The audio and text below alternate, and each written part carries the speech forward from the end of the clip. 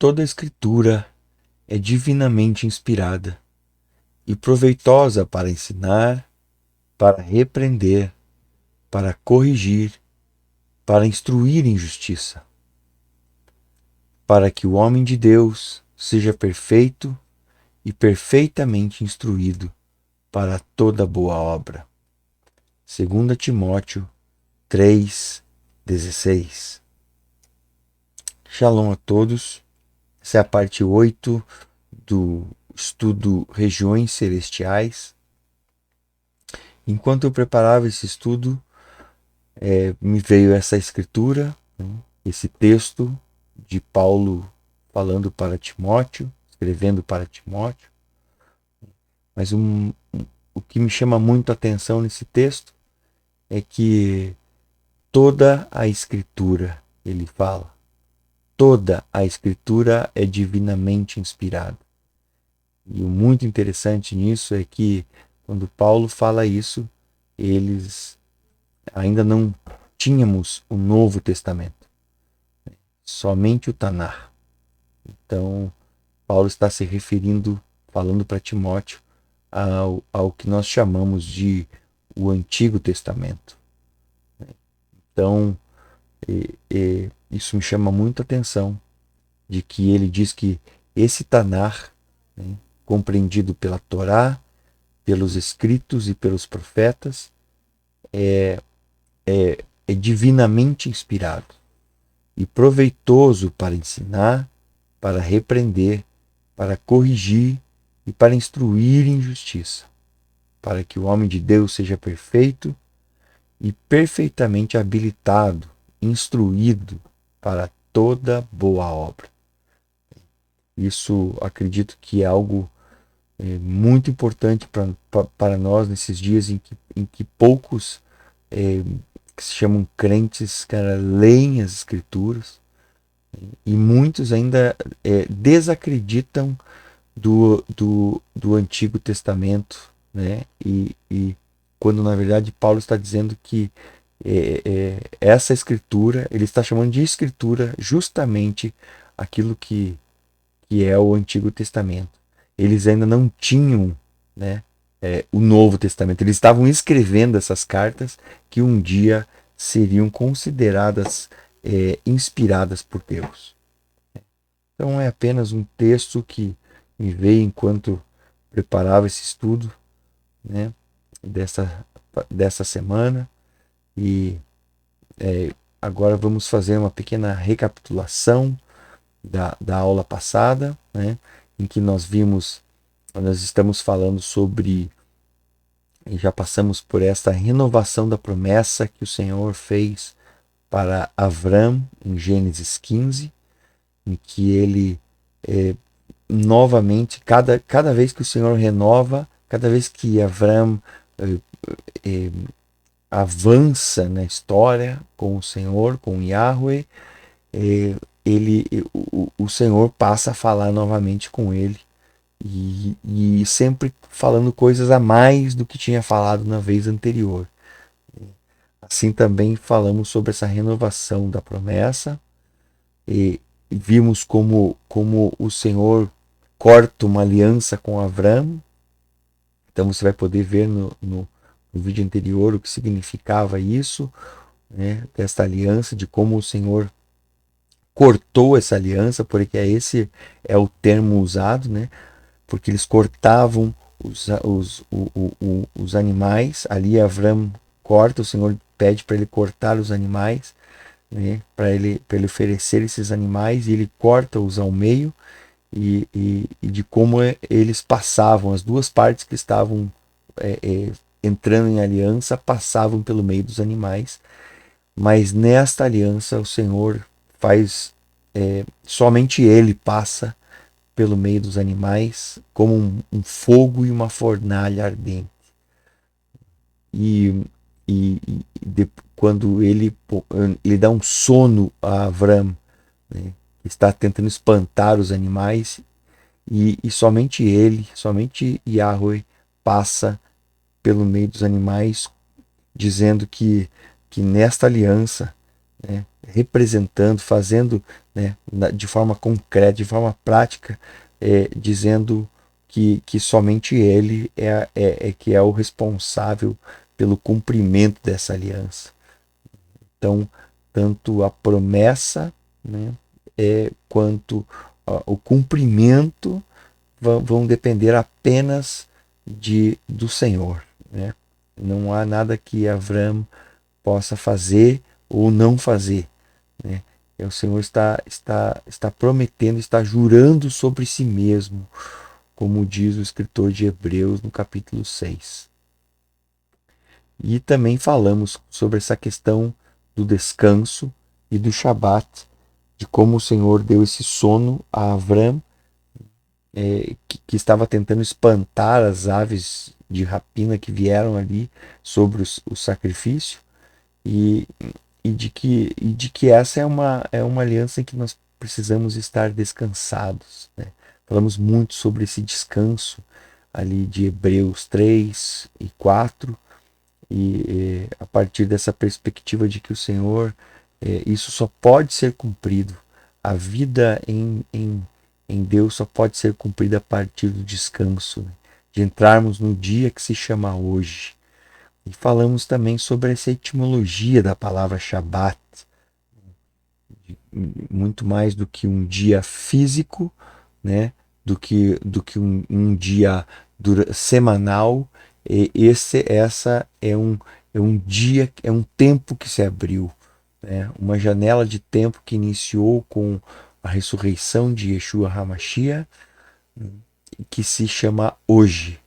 Então, o escritor de Hebreus diz que hoje, se ouvirdes a sua voz, não endureçais o vosso coração, como fizeram aqueles que pereceram no deserto.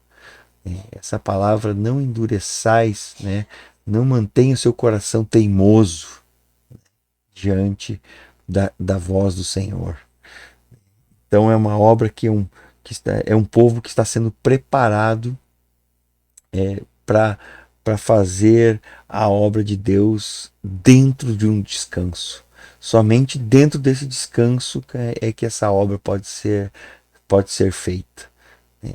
E que esse povo tem que descansar das suas obras, assim como o Senhor descansou das suas.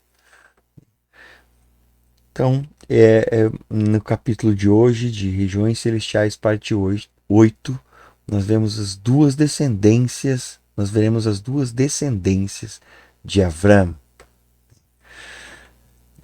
Gálatas 4:22 diz: porque está escrito que Avraham teve 2 filhos, um da escrava e outro da livre. Todavia, o que era da escrava nasceu segundo a carne, mas o que era da livre, segundo a promessa. Então aqui nós temos Paulo falando a respeito, né, usando a história de Avraham, desses 2 filhos, para falar sobre espiritualidade. Né? Que ele teve 2 filhos. E esses 2 filhos, um da escrava e outro da livre, representam, né, o primeiro, Ismael, uma descendência carnal, o nascido segundo a carne, assim como o da livre era segundo a promessa, uma descendência espiritual.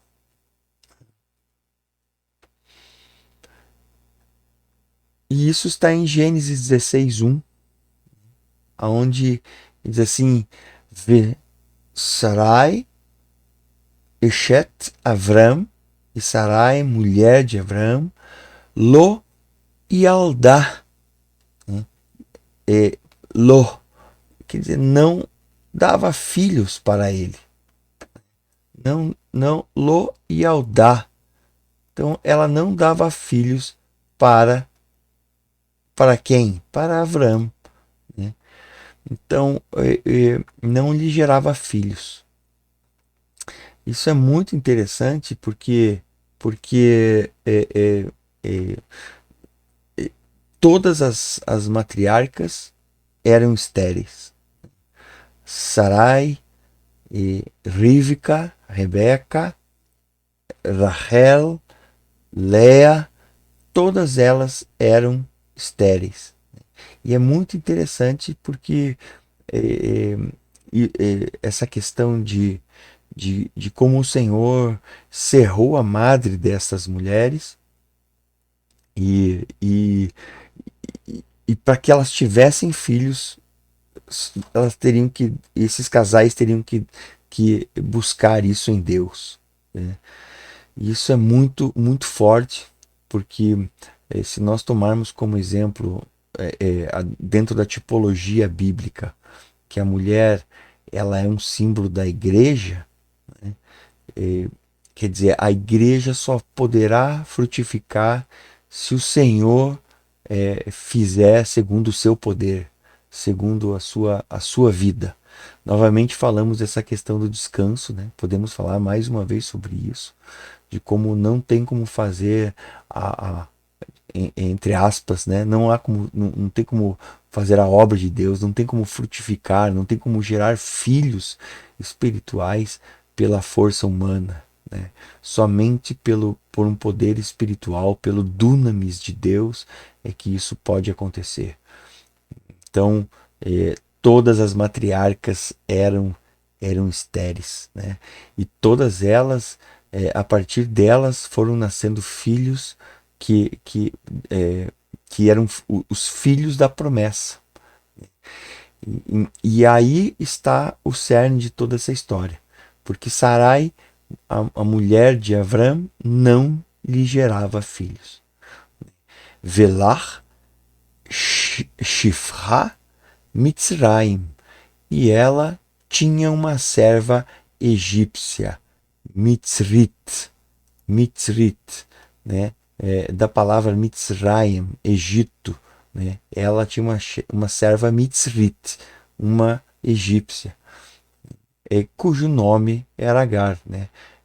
Ushma Hagar, né? E seu nome era Agar. Então eu fico imaginando incrível como a Torá é concreta, né? Ela diz só Sarai, mulher de Avram, não lhe gerava filhos.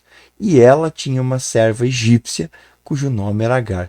Quer dizer, a gente já consegue imaginar Sarai olhando para Agar, né? Olhando totalmente entristecida, totalmente assim desapontada, frustrada, porque não podia ter filhos, né? Porque imagina, ela já era uma mulher com 75 anos, né? Quanto eles tentaram ter filhos, né? Eles já eram casados há muitos anos, né? E tentando ter filhos e não conseguiam, não conseguiam, né? Aí ela olha para sua serva, uma mulher jovem, né? E, e já começa a imaginar coisas, né? Mas antes de nós falarmos sobre isso, nós vamos falar um pouco sobre a questão dos filhos na cultura hebraica, né? Na cultura oriental antiga, porque não apenas na cultura hebraica, mas na cultura antiga, o que representavam os filhos, né? Ainda que hoje tem alguns desses valores ainda permanecem, mas o, uh, o primeiro deles é que os filhos eram uma grande bênção e honra, né? Então, para nós contextualizarmos essa história, nós precisamos entender o que era, porque isso mudou muito para os dias de hoje, né? E os filhos eram considerados uma grande bênção e honra. Eram, era, é, é, as, as famílias se alegravam muito com, com, com uma criança, né? Hoje nós vemos que as pessoas têm todo tipo de ideias, né? E pessoas que maltratam, que mulheres que quando descobrem que estão grávidas socam a barriga, amaldiçoam o bebê, né? Casais que têm planos às vezes tão assim de prosperarem nas suas carreiras, que ter filhos é uma maldição, né? Eles quando por algum descuido, alguma falta de planejamento, enfim, sei lá, como imaginavam suas vidas, de repente descobrem que estão grávidos e amaldiçoam o bebê. tentam abortar, enfim, todo esse tipo de coisa, né? É, é, vendem a criança, ou enfim, tem todo tipo de ideia maluca e esquisita, né? A segunda coisa é que eles eram a continuação da linhagem, do legado, do nome. Né? Então o nome era algo muito importante naquela cultura, diferente de hoje, né? De como as pessoas já não têm mais essa relação com o nome, com a palavra. As pessoas não têm mais palavra. Né? Antigamente as pessoas diziam assim: eu te dou minha palavra de que eu vou fazer isso. E ela fazia porque ela tinha dado a palavra, porque era a honra dela que estava em jogo, era o nome dela que estava em jogo. Hoje a pessoa a palavra não vale mais nada, né? O nome dela não vale mais nada, ela pode ser jogada no lixo que não faz diferença alguma, né?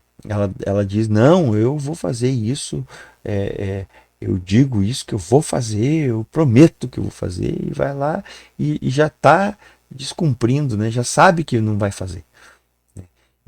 E naquela época havia uma continuação da linhagem, de um legado. Então se dava muito valor para os filhos no sentido de que eram eles que iam continuar a linhagem e o legado daquela família, né, daquele nome, daquele sobrenome.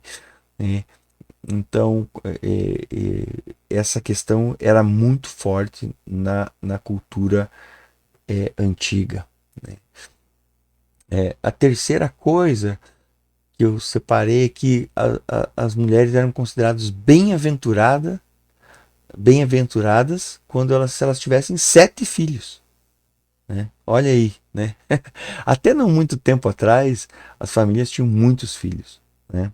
Eu ainda tenho amigos que moram no interior, que são têm 7, 8, 9 irmãos. Né? Então, isso não é tão antigo, né? Mas isso está desaparecendo rapidamente. Né? Cada vez mais se tem menos filhos, inclusive a moda é que não se tenha nenhum. Né? As pessoas. Eu lembro que quando estivemos na Europa, cara, os casais não tinham era comum de casais, vermos casais de velhos caminhando com um cachorrinho, né? Casais que não tiveram filhos, né?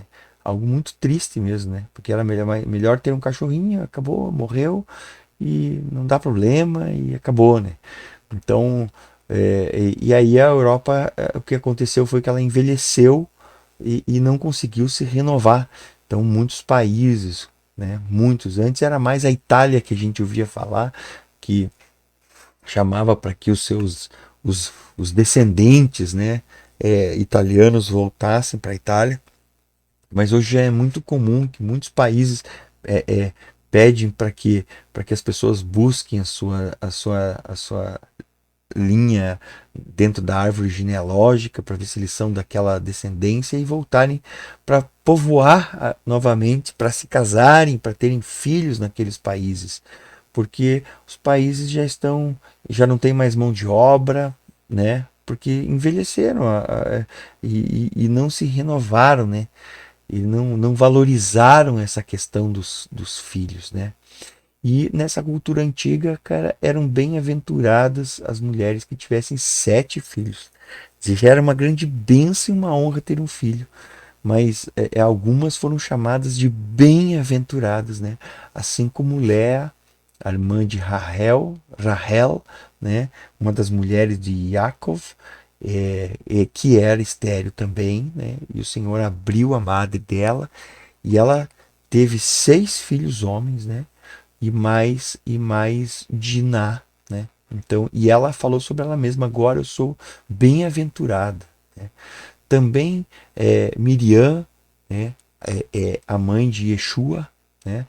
Depois de ter Yeshua, ela teve 4 filhos homens e mais 2 filhas mulher, né? As irmãs de Yeshua, né? Estou contabilizando aí os 7 filhos. E ela também no seu cântico também foi chamada de bem-aventurada, né? E o anjo, quando aparece para ela, diz assim: bem-aventurada és tu, né? Como que é bem-aventurada se ela não tinha nenhum filho ainda, né? Mas porque ela, além de ter Yeshua, né? O nosso Senhor, ter o privilégio, né? A graça de dar luz ao Mashiach, ao Salvador, ela ainda teve mais 6 filhos, né? Essa foi bem-aventurada em todos os sentidos, né? Oh, bem-aventurada Miriam, um dia encontraremos esta esta mulher bem-aventurada, né? Tremendo, cara, uma mulher de Deus, uma santa mulher de Deus, escolhida pelo Pai, pelo nosso Pai Celestial para ser esse útero, né, que deu origem né, que foi né, o útero que gerou a Mashiach, né? Então, tremendo isso, né? E um quarto ponto era que era uma desonra não tê-los, né? Uma mulher que não tinha filhos era considerada assim, tipo, acabou, né? Ela se sentia muito mal porque acabou. Como é que eu vou dar uma linhagem pro meu marido, né? Quer dizer, o nome dele acabou, meu nome acabou também, né? Acabou ali, né? Fico imaginando aquele casal de velhos ali como ali na Holanda, né? Com o cachorrinho, já bem velhinho, já só o cachorrinho, não tiveram filhos, só os dois, né? E acabou, né? Então acabou, eles vão morrer e acabou, né? Não, não, é, toda aquela a continuação acabou, né? Acontece isso, nós temos casais amigos, né? Que não conseguiram ter filhos, né? Por problemas de saúde mesmo, ou de serem estéreis, né? É, enfim, isso é uma coisa que hoje já mudou muito, né? É, e isso está na vontade do Senhor, né? Se é a vontade do Senhor, nós precisamos entender e aceitar isso, né? Ah, temos casais que são, temos um casal é, amigo nosso que entende isso e isso está sentado no coração deles, assim como já conhecemos casais que se frustraram e ficaram assim muito entristecidos assim por não terem filhos, mas é o Senhor que sabe, né? Ele tem um plano, ele tem um propósito para cada um, né? Então, estamos aqui falando da questão de uma cultura antiga para nós podermos entender, estarmos contextualizados ao a esse episódio que estamos falando, né, da descendência, das duas descendências, para entendermos isso espiritualmente, né? Mas com certeza ainda hoje o Senhor cura, o Senhor abre a madre, né? Isso aconteceu comigo e com a Anne, a minha esposa, né? Ela tinha uma dificuldade, assim, tinha um problema no útero, né? Tinha um mioma tão grande que só podia ser é, é, que um médico disse que ela teria que tirar o útero, né? Então nós não conseguíamos ter filhos. E assim, mas era plano do Senhor que tivéssemos, né? E temos 2 filhos lindos, maravilhosos, cara. E louvamos a Deus por eles, né? E o Senhor nos deu esse privilégio, né? E essa grande bênção. E recebemos uma oferta na época, cara, e o Senhor conseguimos fazer essa cirurgia com um médico que era que, que era muito crente em Deus, e ele disse: olha, não precisa tirar o útero, nós vamos fazer essa cirurgia e, e em 6 meses vocês vão engravidar depois da cirurgia. E assim foi, né? Foi algo maravilhoso, né? E o Senhor nos abençoou grandemente, né? Então, nós, naquela época, era uma desonra não tê-los. Então, para nós sempre tivemos esse desejo. Eu lembro da passagem do, de 1 Samuel, capítulo 1, quando Ana não pode ter filhos. Então ali nós vemos bem claro o, esse caso do que acontecia na época quando a mulher era estéril. Né? Ana não podia ter filhos, né? E o seu marido Eucana tinha uma segunda mulher, que era Penina, que tinha filhos. E a Penina assim, mas ela desdenhava totalmente de Ana, como se achando a mulher, né? Tipo, eu tenho filhos e você não tem, né? Quer dizer, você é um útero seco, né? Você é uma coisa que não, não tem filhos, né? E isso para mim hoje me fala muito mais da questão da espiritualidade, né? Porque hoje também temos essa questão de que os filhos, para nós que cremos no Senhor, são filhos espirituais também, né? Então, esses que vão dar continuidade a esse legado. Nós temos falamos aqui de filhos físicos, né? Mas tem essa questão também espiritual, né? De fazermos discípulos, ou como Paulo fala, de que ainda que vocês tenham muitos preceptores, né? Milhares de preceptores, de tutores, não tem muitos pais, porque eu vos gerei em Cristo Jesus, no Mashiach Yeshua, né? Então, ele também fala sobre uma paternidade espiritual. E esse é o nosso principal foco, né, nesse estudo, nessa parte 8 falarmos sobre esta descendência espiritual, né? Em Salmo 127, 3 ao 5, diz assim: Eis que os filhos são herança do Senhor, e o fruto do ventre o seu galardão. Como flechas na mão do valente, assim são os filhos da mocidade. Bem-aventurado o homem que enche deles a sua aljava. Não serão confundidos quando falarem com seus inimigos à porta. Nós vemos essa imagem aí, né, como se fosse Jacó, né? Enfim, um homem com a sua com todos os seus filhos na tenda, né? É, esse era o símbolo do que o escritor deste salmo está nos falando, né? Eis que os filhos são herança do Senhor, e o fruto do ventre o seu galardão. Eles são uma herança que vem do Senhor e também voltam para o Senhor, né? É o fruto do ventre o seu galardão, como flechas na mão do valente. Os filhos eles nascem, são criados para serem lançados como flechas, né? Eles têm um alvo certo, né? Em Deus eles têm um alvo certo, né? Assim são os filhos da mocidade. Muitas pessoas têm dificuldade com a questão, né, dos filhos, principalmente as mães, elas são assim, né? É, é, elas seguram os bebês olhando para elas, né? O bebê olhando para ela.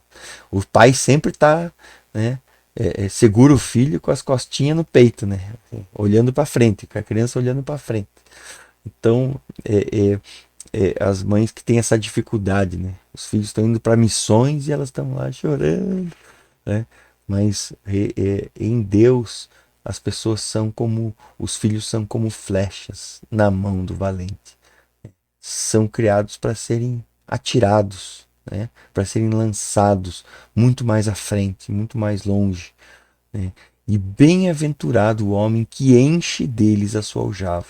Olha a diferença da escritura para o que acontece hoje, né? Naquela época era bem-aventurado o homem que enche deles a sua aljava, né? Como muitas flechas na aljava, né? Não serão confundidos quando falarem com seus inimigos à porta. Quer dizer, o homem tá lá, os inimigos vêm pleitear a porta, vêm encarar, mas um homem que tem muitos filhos não será confundido, né? Ele tem ele tem uma grande retaguarda, ele tem um pequeno exército, né? Então, olha a diferença do pensamento antigo para o pensamento moderno, né? Hoje as pessoas pensam assim, eu não. Elas fazem contas para ter filhos, né? Enquanto que naquela época não. O homem não interessava se ele tinha as condições, né? Ele entendia que quem dava esses filhos era o Senhor, né? Ou que ele tinha os filhos cara, e era bom. Esses filhos iam crescer, iam trabalhar, iam sustentá-lo também, iam produzir. Então tinha toda uma questão muito, muito forte com relação aos filhos, né? Então avançamos, Gênesis 16, 2. Vatomer Sarai el Avram. E disse Sarai a Avraham: Ne, ne, na, Atzarani, né? E disse Sarai a Avraham: é, é, eis que o Senhor tem me impedido de gerar, né? Toma, pois, a minha serva, porventura terei filhos dela. Então, a cultura antiga dizia que se a mulher era estéril, ela podia tomar uma serva e dá-la por marido para que ela tivesse filhos da serva, né? Então, ela quando a serva ia, ia ter o parto do bebê, tinha o parto nos joelhos da sua senhora. E aí, quando ela tomava aquela criança, ela dizia: essa criança agora é minha, né? Ela gerou filhos para mim.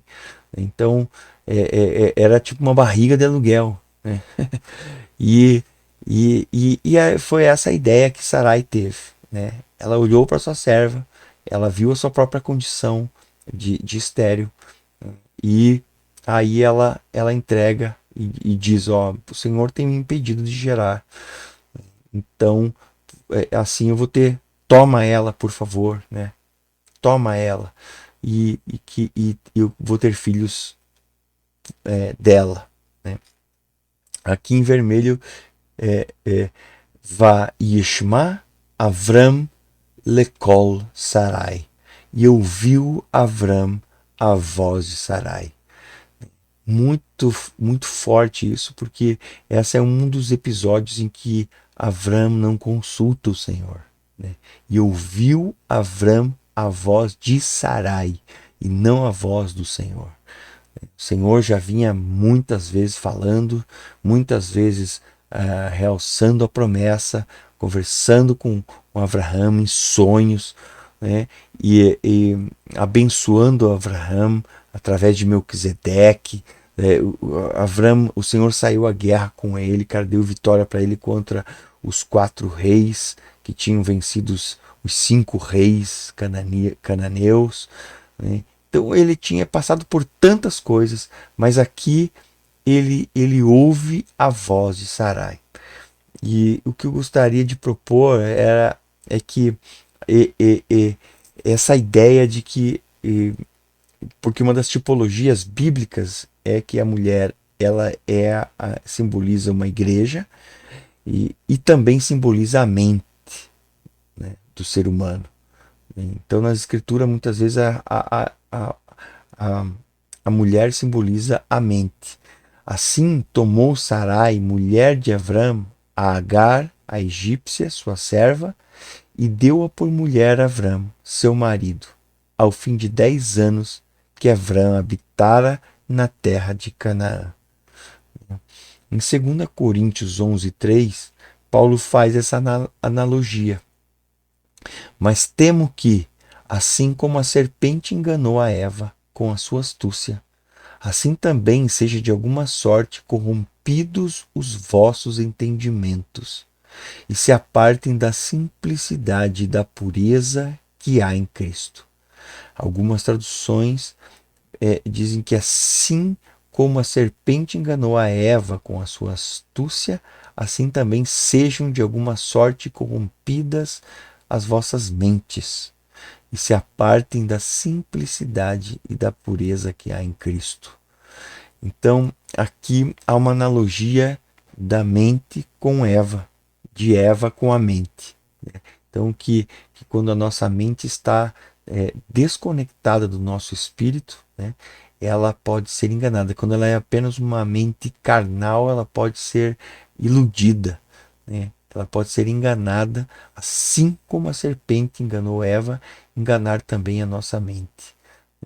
Então, aqui Avram ouviu a voz de Sarai, um símbolo de uma pessoa, cara, que está aceitando, ao invés de ouvir a voz do Senhor e ter a sua mente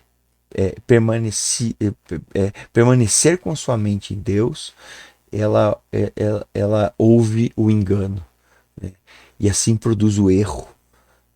Então, assim tomou Sarai, a mulher de Avram, a Agar, egípcia. Veja que eu coloquei isso em amarelo, porque o Egito ele simboliza esse lugar, né? Assim como a Babilônia, né? Uma mentalidade que nas escrituras simboliza aquilo, cara, que é o pensamento do mundo, que é o pensamento fora de Deus, que é o pensamento a partir dos pilares babilônicos, né? Do poder econômico, do domínio político, da manipulação política, né? E da manipulação religiosa. Assim, Avram aqui, por alguma maneira, ele acaba sendo enganado, né? Logicamente, ele amava Sarai, né? E por isso ele a escutou, né? Mas o Senhor, nesse momento aqui, não era o primeiro na vida dele, né? Não estava sendo o primeiro. Ele não foi consultar o Senhor, né? Interessante quando Paulo diz em Corinto, para os coríntios também, ele diz que as armas da nossa milícia não são carnais, mas sim poderosas em Deus para destruir sofismas e todo engano, né, que se levanta contra o conhecimento de Deus. Mas destruindo as fortalezas, né, nós levarmos cativo todo pensamento à obediência de Cristo. Levarmos cativo todo pensamento à obediência do Mashiach. E aqui Avram tinha a oportunidade sempre temos essa oportunidade, né? De nos chegarmos ao Senhor e dizermos: Senhor, isso parece uma boa ideia, mas é a tua ideia, né? É aquilo que você tem para mim, porque você disse que eu vou ter uma descendência numerosa como as estrelas do céu, como a areia na praia, né? A areia e essa descendência é a partir disso, é a partir desse encontro que eu vou ter com Agar, a egípcia. Essa história, isso é o correto, né? Se ele tivesse voltado para o Senhor nesse momento, ele teria uma resposta de Deus, né? Teria ouvido a voz de Deus. Mas não, né? Ele possuiu a Agar e ela concebeu. E vendo ela que concebera, foi a sua senhora desprezada aos seus olhos. Olha que imediatamente aconteceu aquilo que falamos ali, né? Depois que acontece também com, com Ana, Eucana e Penina, né?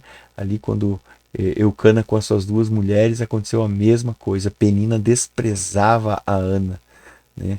Assim, nesse momento que Agar concebeu, vendo que ela concebeu, que a barriga começou a crescer, né? Eu fico imaginando ela passeando já no meio, né? Ali das tendas, no meio do povo, dizendo, né? Com aquele olhar, né? Já altivo, mostrando aquela barriga que começou a crescer, tipo, eu estou grávida, né? De Avram, né? O patriarca, o senhor de toda essa terra, de toda essa, no meio desse acampamento, né? Eu vou dar um filho para Avram, né? E, e, e, e olhe como a Torá fala isso, e foi sua senhora desprezada aos seus olhos. Imediatamente Agar se achou mais, né? E passou a desprezar a Sarai, né? E justamente Sarai que teve a ideia, né? Teve uma, entre aspas, uma boa ideia, né? aquela ideia que ela fez uma conta, né? Fez uma continha, 2 mais 2 vai dar 4 e beleza, vamos, acho que é assim que vai ser, que a vontade de Deus vai se cumprir, né? Muitas vezes aconteceu isso na escritura, né? As pessoas acharem que fazendo conta elas vão chegar a uma fórmula ideal, né? Mas o Senhor usa as coisas loucas, né, para envergonhar as sábias. Não é segundo a nossa mente. Nós somos pessoas que temos capacidades, mas ele tem esse prazer de mostrar que é através da dependência dele, assim como essas mulheres eram estéreis e tinham que depender dele. Muitas vezes nós ficamos batendo a cabeça, ficamos tentando abrir portas que estão cerradas e que ele pode abrir com um sopro, né? Com um estalar de dedos, né? Com um simples olhar. Né? O Espírito pode produzir e ele frequentemente produz em um segundo aquilo que ficamos um ano ou anos tentando produzir na nossa própria força. Né? Aqui essa é uma prova gigantesca, né, de que tudo aquilo que é produzido pela pura vontade do homem é obra morta, né? É algo carnal, né? Mas nós procuramos aquilo que seja espiritual. Então, aí Agar, né, toda a situação acaba que Sarai, por mais que foi desprezada aos olhos de Agar, ela, ela é a senhora e ela começa também a oprimir a Agar por causa dessa questão, e Agar foge, né, e retorna para Sarai, né? Então, como Agar foge, vai para o deserto, quase morre de sede, né? Grávida, com barrigão, quer ir embora, mas naquele desespero, naquela coisa que agora está tudo confuso, né? Tentando talvez até forçar algum tipo de situação, né? E aqui em Gênesis 16:9 diz: Então lhe disse o anjo do Senhor: Torna-te para a tua senhora e humilha-te debaixo de suas mãos. Então, o anjo diz algo, cara, que não tinha outra coisa para dizer, né? Você veja, ela era uma escrava na casa, ela era uma serva, ela era de Sarai, né? Isso era algo que acontecia naquele tempo, né?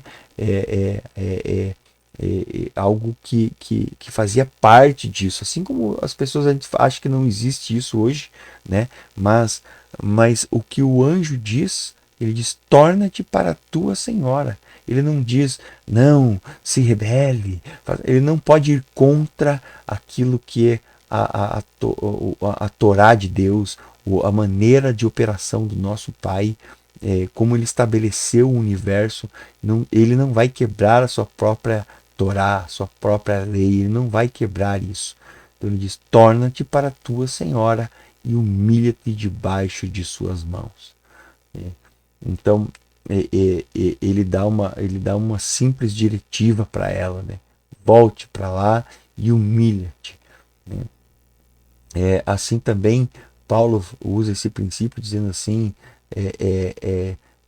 servos, né, ou escravos, né, não, não trabalhem como para o seu empregador, como para o seu, né, o seu dono, como o seu, mas como para o Senhor. Senhores, não humilhe os seus escravos, seus servos, né? Mas tratem eles com dignidade, né? Mulheres, sejam submissas a seus maridos. Maridos, amai as vossas esposas. Quer dizer, tem toda uma questão, filhos, não irriteis, né? Pais, não irriteis os vossos filhos. Filhos, obedecei os vossos pais.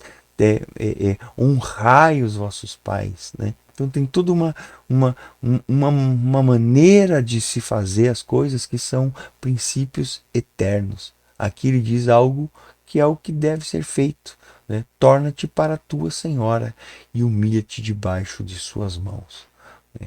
E aí ainda Agar recebe uma promessa, né? Disse-lhe mais o anjo do Senhor: multiplicarei sobremaneira a tua descendência, que não será contada por numerosa que será. Disse-lhe também o anjo do Senhor: eis que concebeste e dará à luz um filho, e chamarás o seu filho Ismael. Quer dizer, Deus ouvirá, El ouvirá, porquanto o Senhor ouviu a tua aflição. E ele será homem feroz, um onagro, né? Um jumento selvagem, e a sua mão será contra todos, e a mão de todos contra ele, e habitará diante da face de todos os seus irmãos. Quer dizer, então aqui é muito interessante porque Ismael deu origem aos povos árabes, né? E outros povos também, né? Mas aqui a gente vê uma promessa que foi cumprida, cara, para uma criança que nasceu, é, que não, assim, não era da vontade de Deus, digamos assim, né? Não era o filho da promessa, ele era o filho do lado carnal de Avram, né? De uma tentativa humana, mas ainda assim o Senhor honra a esse homem a quem ele fez o seu representante na terra, a quem ele tinha uma aliança com ele. E por ter uma aliança com ele, até o Ismael, que é o filho, o que é um Ismael? Né? É o filho de um homem aliançado com Deus, de uma pessoa aliançada com Deus, que gerou fruto de um útero, de uma mentalidade egípcia. Quer dizer, algo que é uma pessoa que é de Deus, com um pensamento ainda egípcio, vai produzir o quê? Um Ismael, né? Um Ismael, o fruto da vontade da vontade humana, né?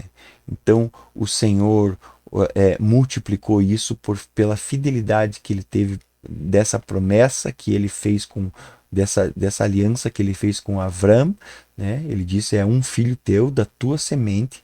Por isso multiplicarei sobremaneira a tua descendência, que não será contada, por numerosa que será, né? A gente não tem dúvida disso, né? Do tamanho do povo árabe no mundo, né? É uma coisa gigantesca né, do que eles produziram no mundo, do que eles são para o mundo, né? Não tem como imaginar um mundo sem os árabes, né? Mas o que a Torá está querendo nos ensinar é que foi produzido algo que não era segundo a promessa. Então diz assim, e aqui eu coloquei, né? Ele será como um jumento selvagem, né? Aqui em amarelo, Pere Adam, um homem feroz, né? Pere Adam, um homem, um jumento, né? Um onagro, né? E a do Bekal, né? A mão dele estará em todos. Veiad Kol Bo, e a mão de todos em ele. E assim tem sido na história, né? Eles sempre assim, né? Os árabes estão em tudo e todos estão, eles estão contra todos e todos estão contra ele, né? Só vemos o que produziu no meio do povo árabe, né? A religião muçulmana e islâmica, né? Que tem sido e vai até o final, provavelmente da onde sairá o anticristo, né? Você veja, dos filhos de Abraão, uma linhagem vai produzir o anticristo, e a linhagem espiritual, produziu o Cristo, né? O Mashiach. Olha que forte que foi isso, essa ramificação saída de um homem só. Quer dizer, por isso Tiago diz que da mesma fonte não pode sair dois tipos de águas, né? Água doce e água amarga, né? Então, Abraão, o Senhor tinha uma promessa para a vida dele. Mas no momento em que uma mentalidade egípcia entrou nisso, ela produziu Ismael. Então, né, e continua o final do versículo 12, e habitará diante da face de todos os seus irmãos. E assim é. Né? Aí ele é irmão por parte de pai de Isaac, né? Isaac vai nascer e vai ser irmão de Ismael, e tá lá até hoje, né? A terra de Israel, e tudo misturado, né? Você vai em Jerusalém, no mercado, né? É uma mistura de árabes com judeus e armênios, né? É uma coisa muito louca no meio da cidade da cidade de Davi, né? Então é muito louco a guerra que tem, a luta que tem até hoje, né? Então foi algo e foi produzido lá atrás por causa de uma mentalidade, por causa de uma mistura. Quer dizer, a nossa fé é uma fé que ela é uma fé que não pode ter mistura, né? Não pode ter mistura. Nós somos chamados para ter uma fé pura, uma mentalidade como a mentalidade pura, é, é, é, formatada pelo Mashiach, pela mente do Mashiach. Temos a mente de Cristo, a mente do Mashiach. Né? Continuando, Gênesis 16, 13, e ela chamou o nome do Senhor que com ela falava: Tu és Deus que me vê. Porque disse: Não olhei eu também aqui para aquele que me vê? Por isso se chama aquele poço de Beer Lahai Roi. Eis que está entre Cádiz e Bered. Eu gosto muito dessa passagem porque Agar, ela viveu muitos anos ali na tenda, né? E ela passou a ouvir sobre esse Deus de Avram. E aqui, ali no deserto, ela descobre um lugar, uma fonte, né? Alken Kará. Então, sobre o que ela chamou, porque assim ela chamou Labeer para o poço, Beer Lahai Roi, né? O poço daquele que vive e me vê, né? Então, e eu acho isso muito poderoso, porque o poço nas escrituras ele nos simboliza uma janela espiritual, né? Um, você poder beber de uma fonte de uma espiritualidade. E aqui esse poço ele tem um nome, Lahai Roi, né? O que vive e me vê. Quando nós nos relacionamos com, com Deus, com o Pai, a partir da perspectiva dessa revelação, né, daquele que vive e me vê, a minha vida ela se torna diferente. Quando eu oro e eu estou orando para aquele que vive e me vê, é diferente de quando estou orando para o nada, quando estou orando sem essa perspectiva, né? Então você pode beber dessa fonte, você pode beber desse poço todos os dias, né? E dizer como Elias, que disse assim: aquele é, é, é, é, é, em cuja face eu estou, o Deus, o Elohim em cuja face eu estou, Yahweh, o Deus em cuja face eu estou. Olha a profundidade do que ele está dizendo. Que ele, tudo que ele faz, tudo que ele profetizava, por onde ele andava, ele estava debaixo da percepção de que Deus estava vendo ele, de que ele estava diante da face de Deus. Né? Isso é muito forte. Né? É uma vida de emuná, de uma fé que está olhando para o Senhor, que está vivendo de acordo, sabendo que Ele está te vendo.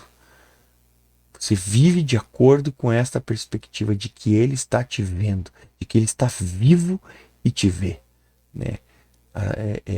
No dia da minha conversão, no dia que eu conheci o Senhor, foi assim. Eu fui desafiado a crer naquele dia, naquele Jesus que eu ouvia desde criança, né? Mas quando eu tive que falar com Ele de verdade, a coisa não saía da minha garganta, não saía, a voz não saía, né? Porque na minha mente eu comecei a duvidar. Eu estava completamente incrédulo de que eu ia falar com alguém que realmente existia. Eu falei assim, não. Naquele momento o pensamento que veio foi, não, que idiotice é essa? Eu vou querer falar com Jesus. Foi um cara legal, foi um sábio, foi um mestre, foi uma coisa assim, mas, cara, que eu vou falar, que ele está vivo. Ele morreu. Ele morreu como todos morreram, ele é um sábio, né? Naquele momento eu fui desafiado, mas havia tanta gente orando por aquela situação, né? Naquele momento, e, e algo de repente, cara, destravou da minha garganta e eu consegui dizer então que ele venha e encha todo o meu ser, que Jesus venha e encha todo o meu ser. Naquele momento, eu vi, eu soube que ele estava vivo e que ele me via, né? Naquele momento, o meu espírito nasceu de novo. Então, a emuná é isso, né? É uma perspectiva de fé, é um firme fundamento. Você está fundamentado em verdades porque você crê, né?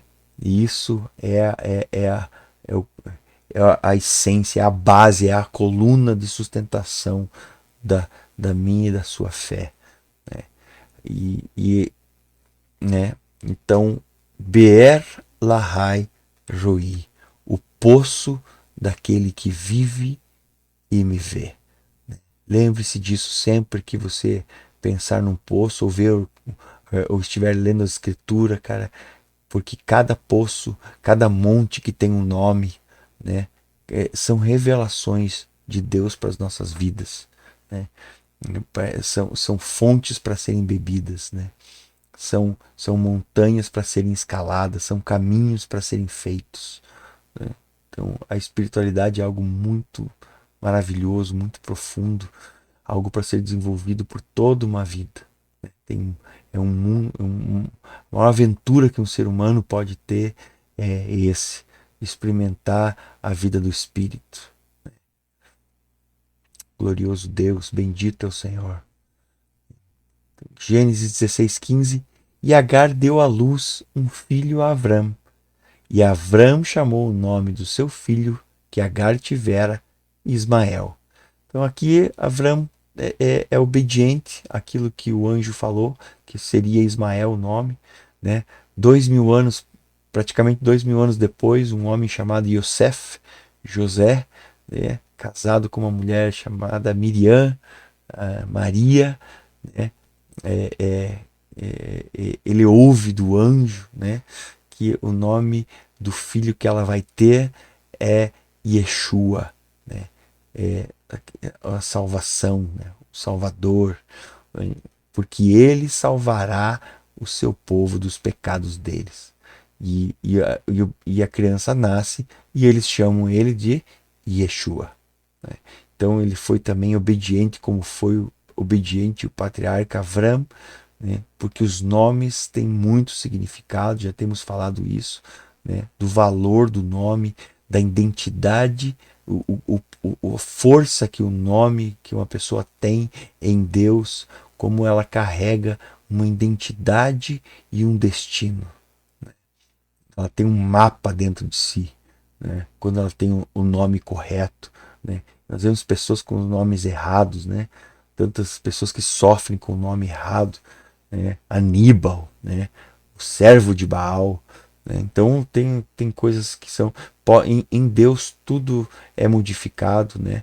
Nós sabemos que a importância de entendermos quem nós somos em Deus e para onde estamos indo, para que nascemos.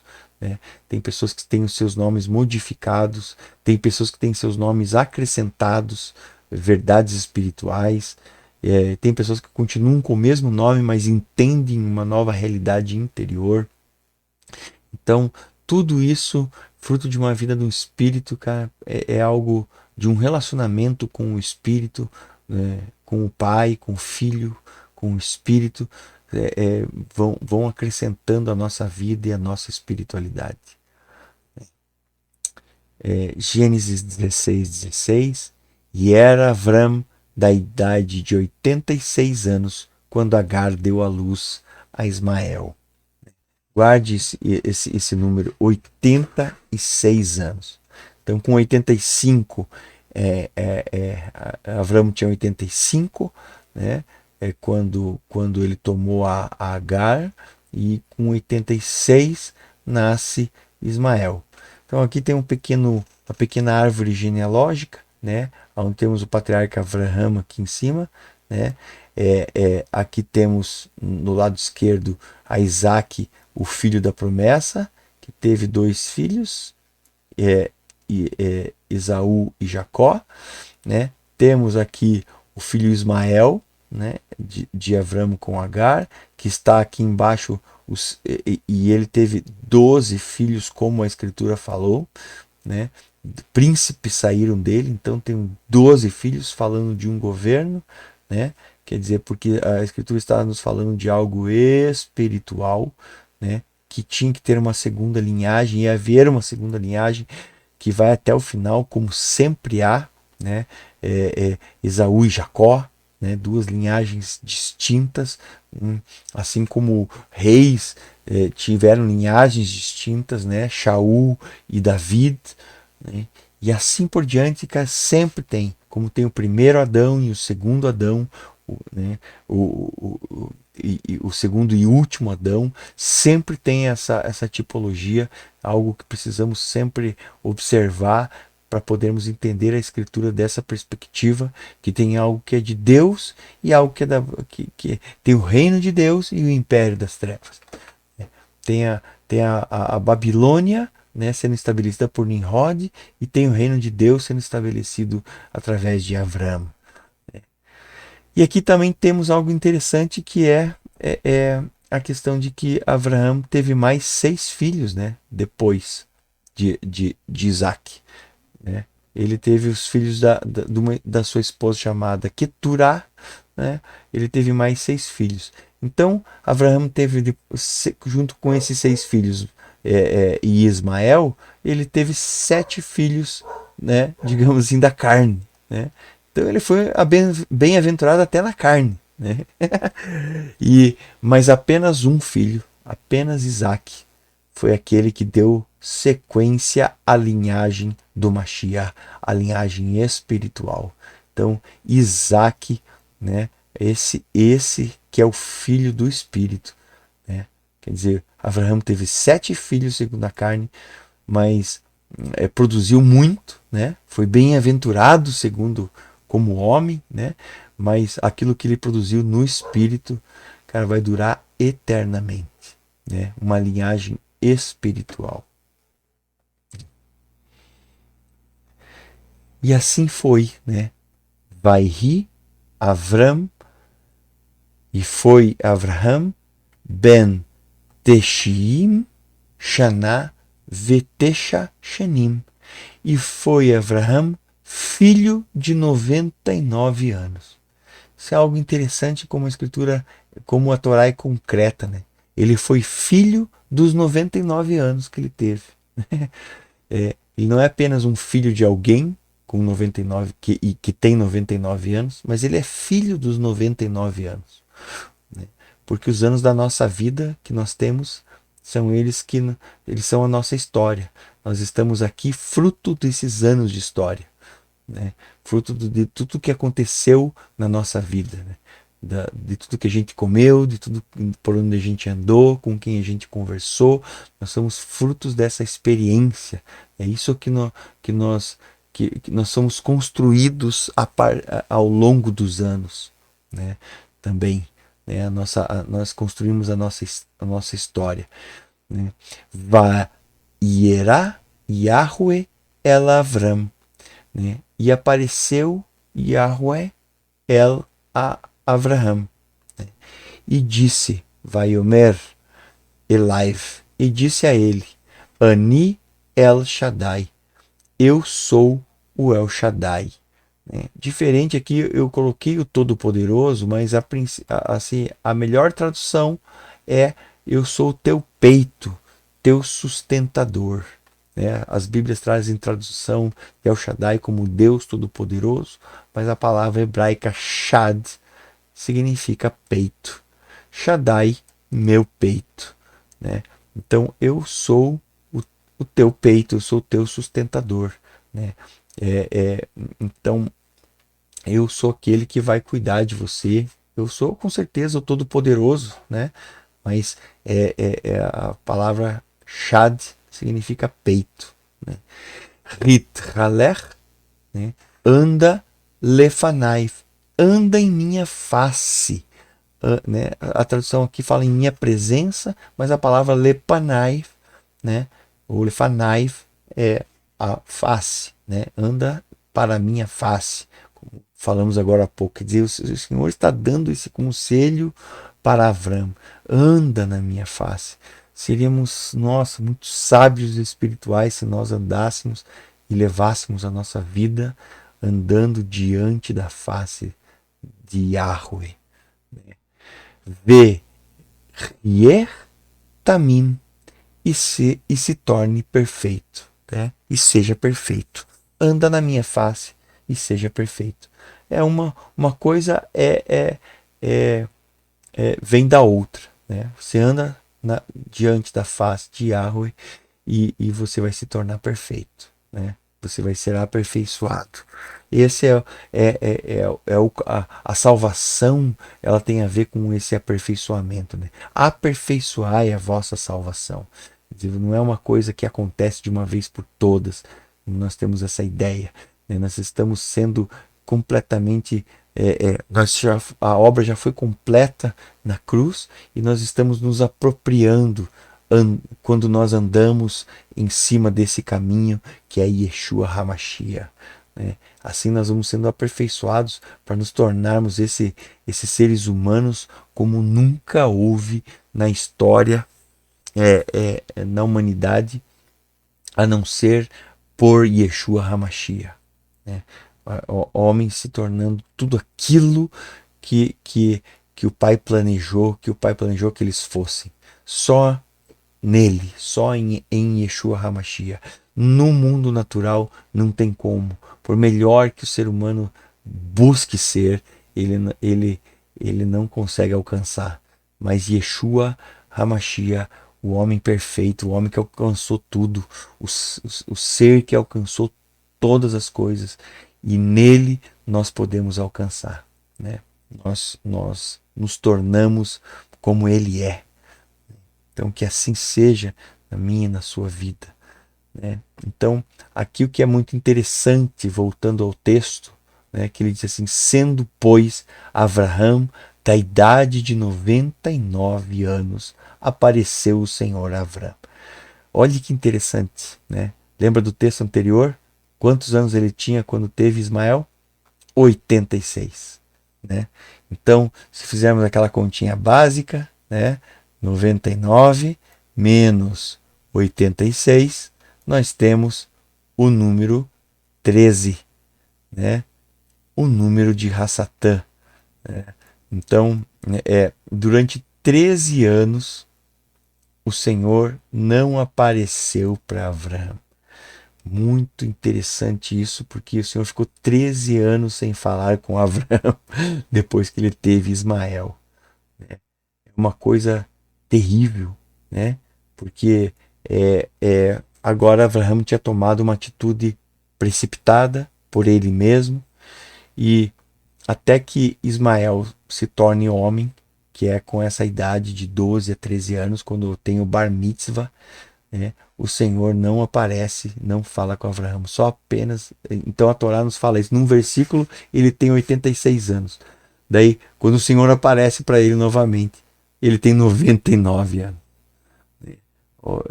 Muitas vezes,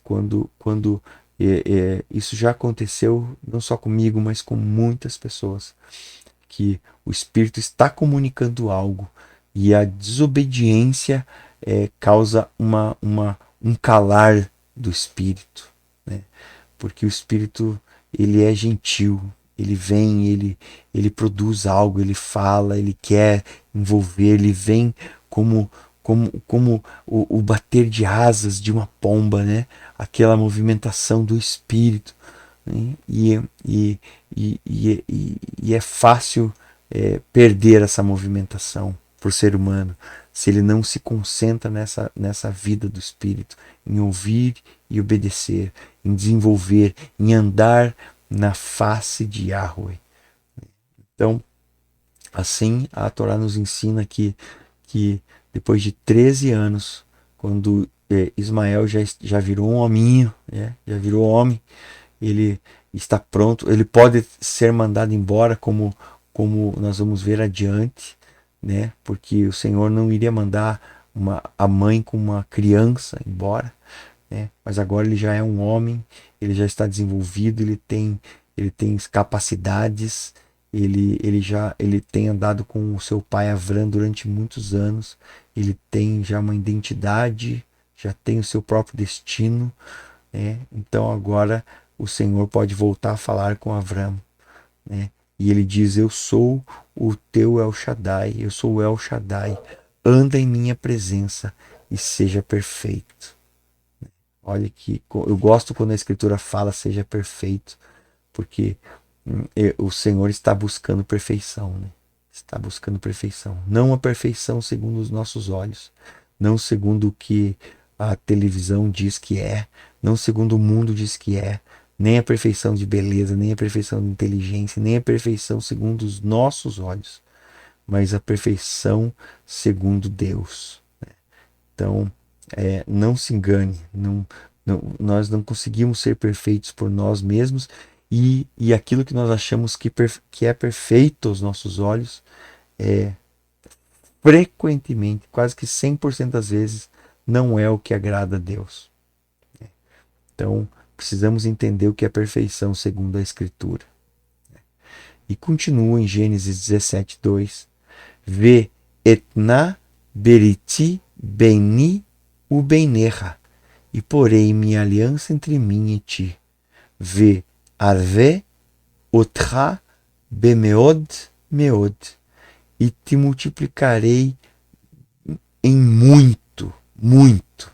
Então aqui as duas palavras em vermelho que se repetem, meod, meod, é uma forma concreta do hebraico de aumentar algo, de fortalecer, né? Então aqui meod, meod, em muito, né? Então sempre que a Torá replica as coisas, replica os nomes, replica, é porque estava colocando uma ênfase, né, de multiplicação, de tamanho, né?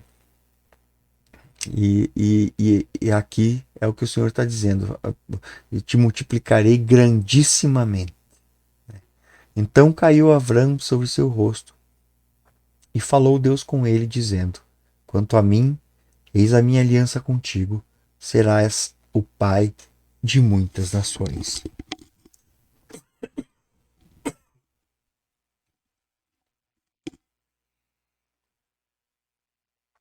E Yahweh muda o nome de Avram. Velo ikarer od et shmeha, e não será mais o teu nome Avram, Vahaya shmecha Avraham, né? Mas Avraham será o teu nome. Ki Av Ramon Goyim, porque por pai de muitas nações, Nitatiha, te tenho posto. Então não será mais o teu nome Avram, mas Avraham será o teu nome. Então, aqui em azul nós temos o nome de Avram, como era o nome dele, mas agora a letra Re, que é o número 5 em hebraico. Né? E aí nós temos o nome de Avraham. Né? Interessante que Yahweh põe uma letra do nome dele no nome de Avraham. Quer dizer, mais um símbolo da aliança. Agora você tem do meu nome no teu nome. Né? E o teu nome também está no meu. Né? Então, o Senhor começa a envolver cada vez mais. É muito forte essa questão de como a espiritualidade vai crescendo, né?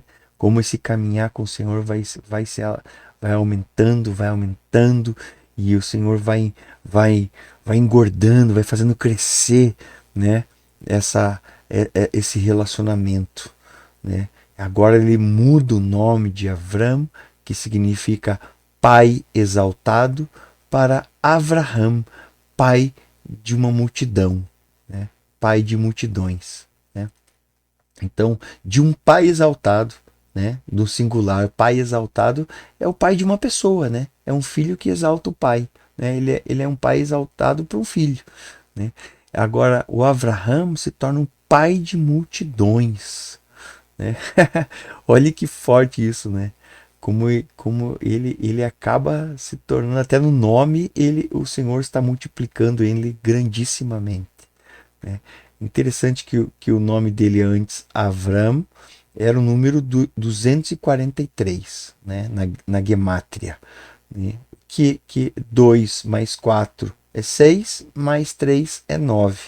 O número 9 que simboliza finalização. Então, finalizou Avram, né? Finalizou Avram, ele chegou ao final do que aquele ser humano era, finalizou. E agora ele passa a ter uma nova identidade em Deus. Né? E esse Avraham passa a ser o número 248. Né? 2 mais 4, 6, mais 8, 14. O número 14, que é a dupla perfeição, né? O 2 vezes 7, que é a dupla porção, né? Ele é completo duas vezes. Então, é assim como está lá em Mateus capítulo 1, versículo 1. Esse é o livro da genealogia de Yeshua HaMashiach, filho de David, filho de Avraham. Interessante que tanto o número de David quanto de Avraham é o número 14. E nessa genealogia, Mateus termina esse pedaço da genealogia dizendo: portanto, nós temos de Avraham até Davi 14 gerações, de Davi até o exílio babilônico 14 gerações, do exílio babilônico até Yeshua 14 gerações. Porque esses homens eles conheciam, e não apenas conheciam, mas aplicavam a gemátria muitas e muitas vezes. Isso faz parte do cotidiano de um judeu que estuda as escrituras, de um hebreu que estuda as escrituras. A gemátria sempre fez parte porque as letras elas são os números no Aleph Bet, no alfabeto hebraico. Então o Aleph é o número 1, o Bet é o número 2, e são usadas, né, como capítulos. Não se fala, por exemplo, Shemuel capítulo 1, não, é Shemuel Aleph, né? Ou Shemuel, o primeiro livro de Shemuel, de Samuel, é Shemuel Aleph, né? O segundo livro é Shemuel Bet, né? Então, é o segundo livro de Samuel. Né? Assim, também aqui nós temos o 4 mais 1, que é igual ao número 5. 5 é o número da graça. E Avraham é o patriarca que é difícil encontrar alguém na escritura, né? Assim como Avraham foi, como Davi foram no Antigo Testamento, que simbolizem tanto a graça como esses dois homens. Né? Noah também foi um homem que achou graça diante de Yahweh, né? Mas é interessante que os dois, tanto Davi quanto Avram, são os principais citados no primeiro versículo do Novo Testamento, né? Este é o livro da genealogia de Jesus Cristo, de Yeshua HaMashiach, né? Filho de Davi, filho de Abraão. Os dois têm 14 no seu nome e os dois são graça. Demais isso, né? Demais. A escritura não falha e a gemátria não falha, né? O tempo todo ela prova a perfeição da Torá e das escrituras. E para irmos finalizando, o reafirmar da promessa. Gênesis 17:6, e te farei frutificar grandissimamente, e de ti farei nações, e reis sairão de ti. Quantos reis saíram? Uma linhagem toda real saiu de Abraão. E estabelecerei a minha aliança entre mim e ti, e a tua descendência depois de ti, em suas gerações. Olha que interessante que o Senhor está garantindo para Abraão que, que não está fazendo sua aliança com ele, mas também com a sua linhagem, com a sua descendência, por aliança perpétua, para tecer a ti por Deus e a tua descendência depois de ti. Nossa, que coisa linda, né? Saber que não só o Senhor estava garantindo a aliança e a herança com ele, para ele, mas para com toda a descendência dele, né? Com a descendência dele, a descendência espiritual de Abraão. E te darei a ti e a tua descendência depois de ti a terra de tuas peregrinações, toda a terra de Canaã, em perpétua possessão, e ser-lhe-eis o seu Deus. Quer dizer, a essa descendência, né, o Senhor deu, né? Não deu para um monte de maluco aí que acham que eles são dono da terra de Israel, né? Deu para a descendência de Avraham agora, né? E assim nós terminamos essa parte 8, né? E na continuação, na Regiões Celestiais, parte 9, nós vamos ver aí realmente o nascimento de Isaac, né? Da descendência espiritual. Veremos a instituição da circuncisão, né? Um dos temas que são a base para o entendimento de toda a escritura, de aliança. Paulo fala muitas vezes sobre a circuncisão, muitas mesmo, né? Importante para nós entendermos a questão da espiritualidade a partir do que Paulo fala, mas para isso vamos entender o que é a circuncisão e como ela era importante nesse relacionamento de Yahweh com o seu povo, né? E vamos ver como o nome de Sarai é trocado, não só Avraham teve seu nome trocado, mas Sarai também como a matriarca, né? E agora aquela que vai gerar um filho, né? De um útero que estava morto, né? Que estava seco, que era estéril, né? Como uma mulher velha, né? Que já não podia mais, ela já não gerava porque era estéril, mas agora como uma mulher velha vai ter um filho segundo a promessa, né? Isso é tremendo, né? E veremos o nascimento de Isaac em si, né? Então, que essa descendência prometida, a promessa se cumprindo agora por Deus e não pela vontade humana. Então, nos vemos no próximo vídeo. Shalom a todos.